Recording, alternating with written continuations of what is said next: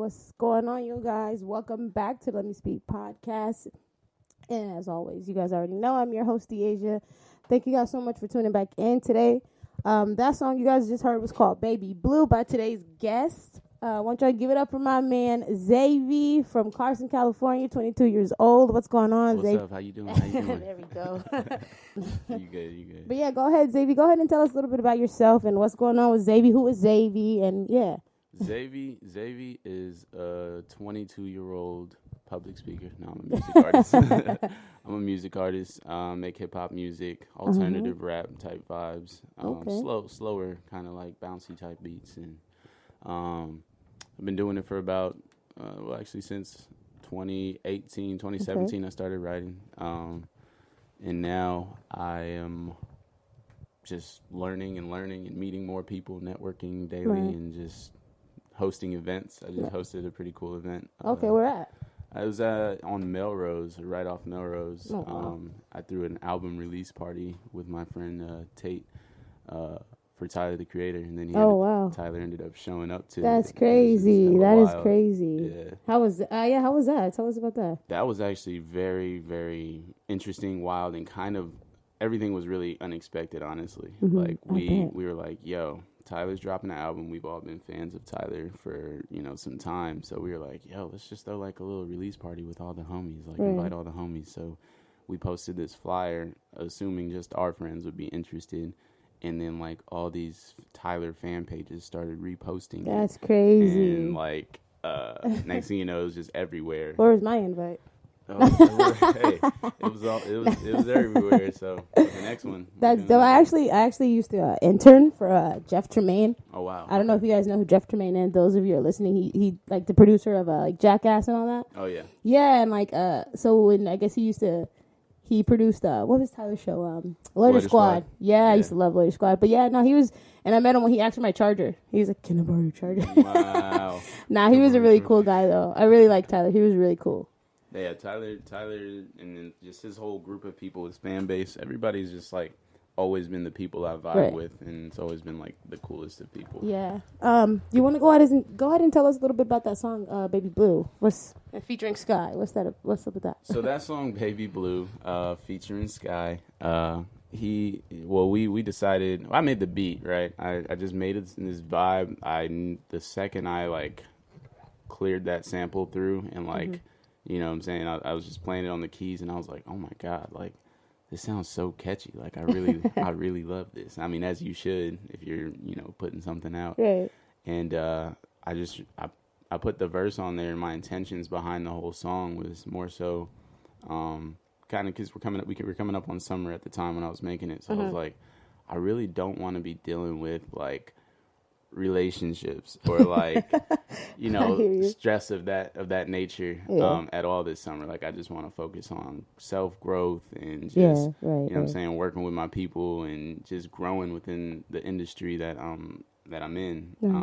And so the song is basically about just let's just have fun, let's go do what we want to do, let's do everything besides get caught up in a relationship. Right, just have fun, like you said. So that's dope. That was the vibe of that. That was the energy that came behind that. I like that. That's cool. Okay, so let's just go ahead and jump into it, Zavy. So first thing that I do want to talk about, I know everybody, those of you who are listening, you guys have to have heard about Sha'Carri Richardson. So that's the first thing that I want to get into is Sha'Carri Richardson. So as you guys know, Black female, she qualified as a runner for the Olympics. Well, I'm not sure. Do you know the exact, the name of her race, what she's running? I don't know exactly the race because I personally don't watch a whole lot of. Same. Yeah, so. But anyway, she after she qualified for the Olympics, she was doing an interview and all the cameras and reporters, whatever, in her face, and during that time of interviewing, one of the reporters let her know that her birth mother died. And because of that, and that's something heavy to deal with, that's something heavy to have to hear while you just, you got all these cameras and lights in your face and you're interviewing and somebody tells you, the interviewer at that, they tell you that your mother just died. And so to cope with it, she smoked weed. Right. And now they're trying to, they did disqualify her from competing in the Olympics. That. So go ahead. I want you to go ahead and give us your take on that. How do you feel about that? I mean, first of all, I really don't see weed as a problem with anything. Like, so many people smoke weed, especially in the positions that are enforcing rules against weed smoke. Right. Those same people are also smoking weed. And let me, not only cut you off, but I just want to add that let's not forget that they were trying to give people free joints, literally, to get vaccinated. Literally. But now it's an issue that she's smoking. I'm sorry. Go ahead. No, I hear you. Yeah, I don't understand how that could. I mean, even when it comes down to like a little sidebar, but just the fact that there are people still in prison because of a weed charge. But like, I mean, there's people right now that are just enjoying their time. Cops pass right by them. Nothing's wrong with them smoking weed now. So why are there still people locked up about that for that reason?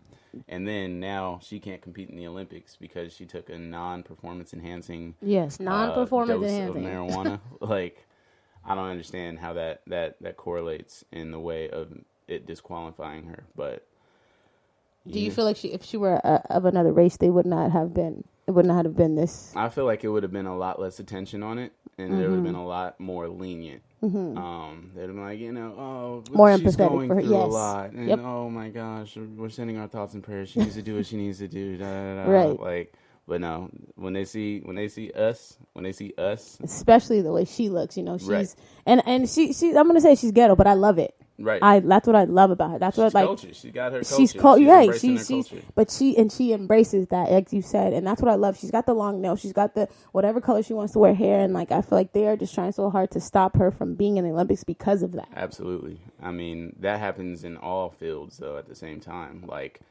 I mean, it's been a thing as far as just being oppressed in general. It's like, no, they get us for the way we rock our hair, or whatever tattoos we get, or the slang we use. Like, no matter what it is, they're gonna find something. So now with her, they found, she smoked marijuana. It's like, what does that have to do with her running a race? If anything, it would make it harder for her to win. Exactly. So it's like, why is this a problem? And on top of that, it's just like, who are we to tell her? Who is anyone to tell her how to cope? Right. And I think it was a tweet or something, and they were like, she's the same way that she dealt with what she was going through, the way she coped was with weed. Other people do the same thing with alcohol. Right. And in my opinion, alcohol is worse. Absolutely worse. So how many people have you heard of dying from drunk driving than being high driving, Absolutely, yeah. I mean, there's never been anybody that's overdosed on marijuana. Right. To my knowledge. It's the same. But there's been plenty of people who have died from drinking too much alcohol. Mm-hmm. But the alcohol would be fine. If she went home and got drunk, they would not care. It's fine, yeah. Right? But if she smokes a joint that the high lasts for 45 minutes to an hour, it's over for her. And it sounded like she was doing some hard drugs. Like, what did he say? If it ain't crack, let her run track. LaMelo Ball. Yeah, I can't help but to agree with that. If it ain't crack, let her run track. Facts. But yeah. So let's go ahead. Let's move on from that. You said that like you mentioned oppressed. Do you feel like we as Black people now, though, we are oppressed a lot? From what I've been seeing just on social media, there's a lot of people who feel we need to stop feeling like we are oppressed and stop thinking that we are oppressed. But then there's other people who feel like, we still are. So what is your take on that? I feel like there's certain people who just haven't necessarily experienced the oppression firsthand based on where they either grew up, how they were raised, or just what they surround themselves with. And so a lot of times people, when they don't have that direct perspective on things, when they don't experience it firsthand, they feel like it's just non-existent. It's not there. You know what I mean? So I definitely feel like, yes, we are still oppressed heavily. There's so many things. It's almost the same thing as how people try to say that the racism is no longer here. That doesn't make sense. That's also bullshit. That's complete bullshit. To say that it's not. No, racism is definitely still alive. It's very, very well known, especially in the United States. It's just facts. It's sad, but it's facts. Right. I will say we are definitely moving forward. I wouldn't say we're taking any steps back. Okay. I actually wanted to get into that. So, do you mean we as a Black community? Mm-hmm. Why do you think that we're moving forward? Well, I mean, if you look at where we once were, I mean, way back, we were, in slavery, and we went from slavery to not being in slavery. And then slavery, after the slavery era, then it's all, of course, all the oppression, we had no rights or anything like that. So it's like, okay, now we're not doing hard labor, but what can we do? Are we allowed to do anything else? Right. So then it was a whole, I mean, that phase is still, I mean, luckily we're in a way better position now than we were in the 50s and 60s. Yes, but there are still countless opportunities that are being taken from us due to the fact that we are the color that we are and of the culture that we represent. I just feel like there's positions, titles, things that they literally just do not want us to hold. Like they'll let us get to, they'll cap us at a certain level.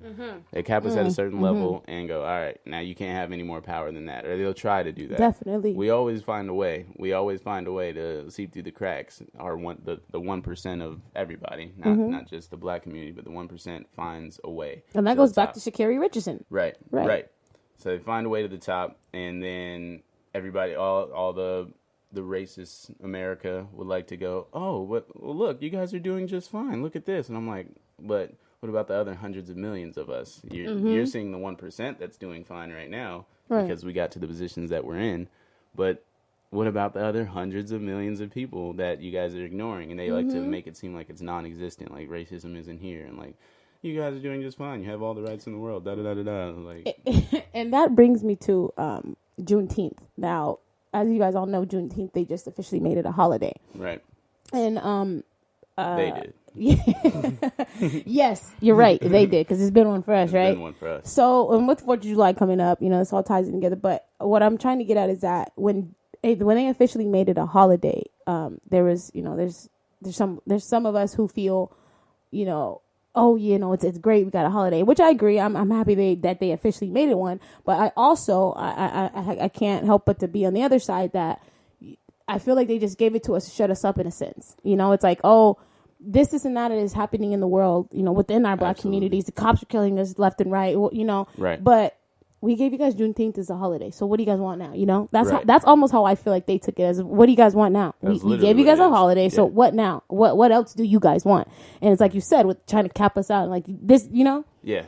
My take on that is cool. You gave us a holiday, Juneteenth. I'm glad you recognize it now. We were going to celebrate it regardless. Right. We were going to do this anyways. We were already celebrating ourselves. But now, I mean, I think they just made it a holiday so they can find a way. Go to work now. Find a way to make money off of it. And they're going to start putting things in stores to capitalize off of us celebrating our freedoms. And they already did. I kid you not. I saw the day after that. It was an Amazon ad, I think. No, let me not say Amazon. I could be wrong. I can't remember the website, but it was an ad, and she was a Caucasian blonde woman. She was the woman they had trying to advertise Juneteenth clothes, and I was just like, oh my gosh. Of all the people, you guys couldn't even tell me you couldn't have even find not even like a Hispanic who was closer to my color, our color, somebody. Like you put a blonde, blue-eyed woman too. I was just baffled, but they definitely, I mean, like I said, there's a lot more things they could be doing aside from giving us a holiday we were already celebrating. We didn't even ask for that in the first place. We didn't say, hey, we need this to be a holiday. Like, no, we're just celebrating this regardless because this is us, this is our culture. Right. Something that I think is more important is why won't they teach, more of the actual story in schools? That's something that is a priority. Why aren't they actually helping within the communities? Why are they hiring police officers from the suburbs to come work in the hoods that they've never worked in? They fear everybody in them, and they get trigger happy because they're afraid. They don't understand the culture.